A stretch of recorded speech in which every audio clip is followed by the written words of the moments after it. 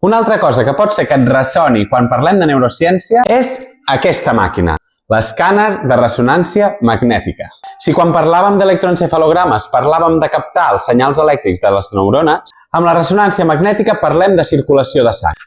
Deixeu-me que us ho expliqui. Com ja sabeu, totes les cèl·lules necessiten oxigen per funcionar i les neurones del cervell no en són cap excepció. Així que quan estan més activades i funcionant més, necessitaran més oxigen que quan no estan activades i per tant la seva activitat és més baixa. Al necessitar més oxigen, com que la sang és qui els hi aportarà aquesta quantitat d'oxigen, hi haurà més flux de sang en les regions que tinguin més activitat. I així doncs, com més activitat de neurones, més quantitat de sang, i com més quantitat de sang, més senyal rebem a través de l'escàner de ressonància magnètica.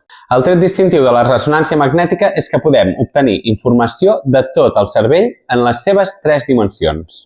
Com si el nostre cervell fos un pa de pagès, l'escàner de ressonància magnètica va fotografiant llesca a llesca totes les 3 dimensions i a través d'un camp magnètic alinea totes les molècules d'hidrogen i ens permet veure tant estructures externes com estructures internes en funció de la seva densitat i de la seva activitat.